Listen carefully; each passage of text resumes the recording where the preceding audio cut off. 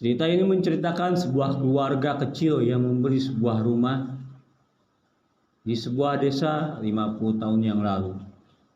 Namun, tanpa mereka sadari, rumah itu akan menjadi petaka bagi mereka sendiri. Lalu, seperti apa ceritanya?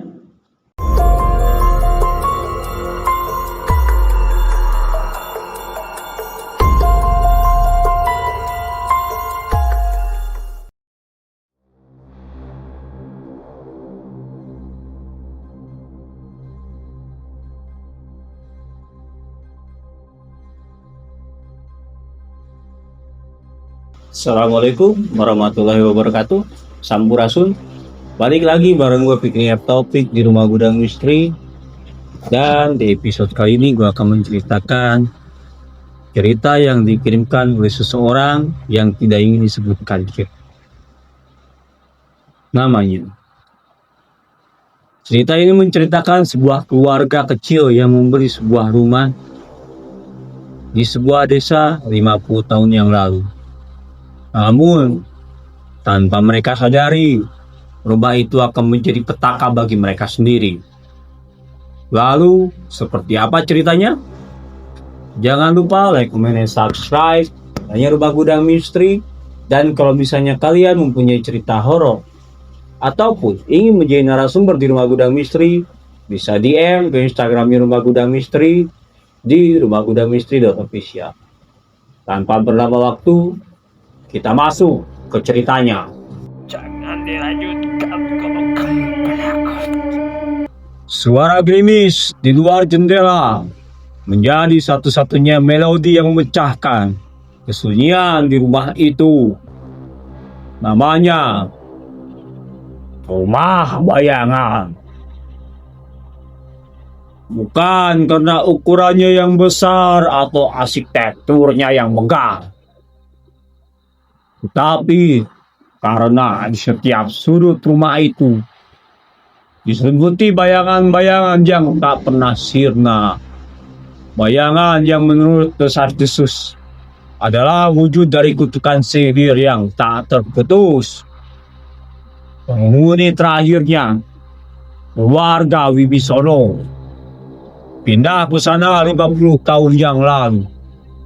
Mereka adalah keluarga harmonis, penuh tawa, dan berencana memulai hidup baru di pedesaan yang damai. Namun, mereka tak pernah tahu, mereka membeli bukan sekedar rumah, tetapi juga sebuah kutukan. Kutukan yang berawal dari seorang penyihir bernama Nyai Rati, yang dendamnya terukir abadi di setiap batu bata rumah itu.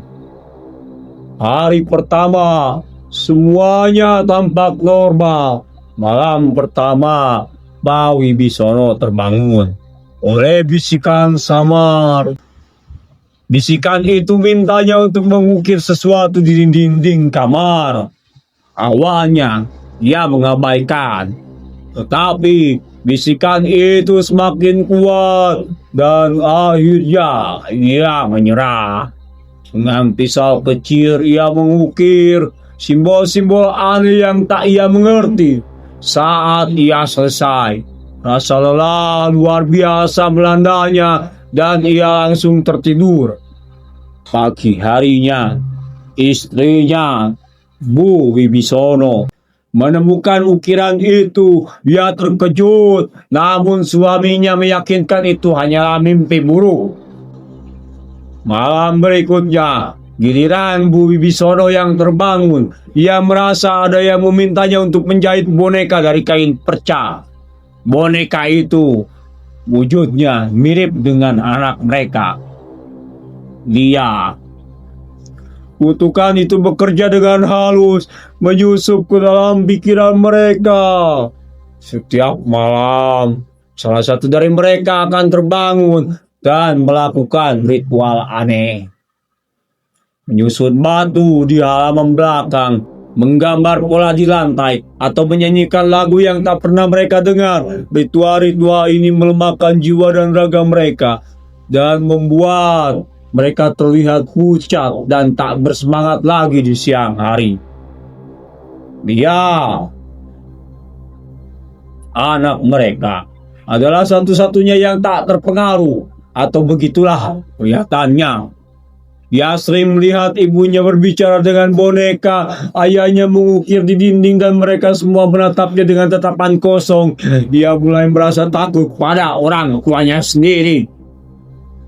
Kutukan itu bukanlah sihir yang membunuh secara langsung, melainkan sihir-sihir yang menggerogoti hidup sedikit demi sedikit.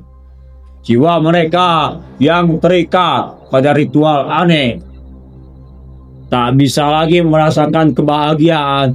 Tawa di rumah itu lenyap, digantikan oleh bisikan-bisikan, suara pisau mengukir dan tawa cekikan boneka.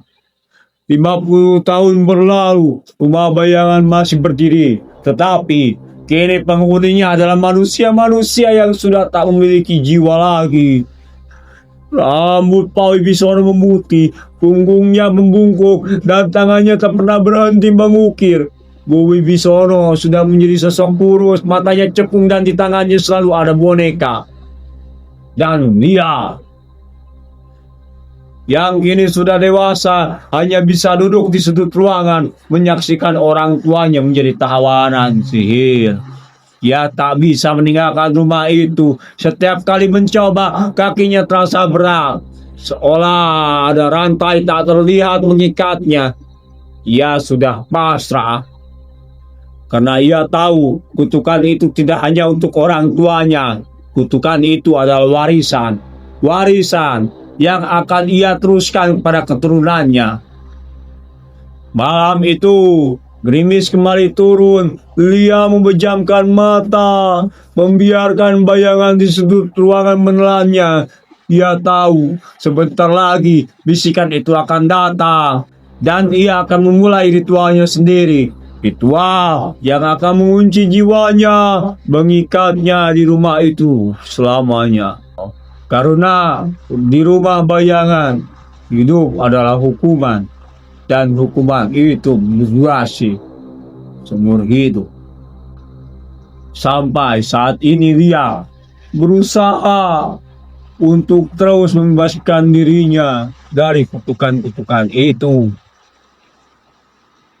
Dimulai dari mencari solusi ke dukun-dukun atau ke orang-orang pintar bahkan ke paranormal. Sampai dia juga meminta bantuan pada ustadz dan pemuka agama ternama.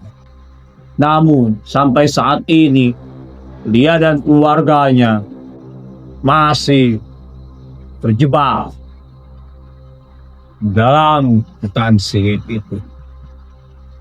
Oke teman-teman, itu saja cerita di episode kali ini.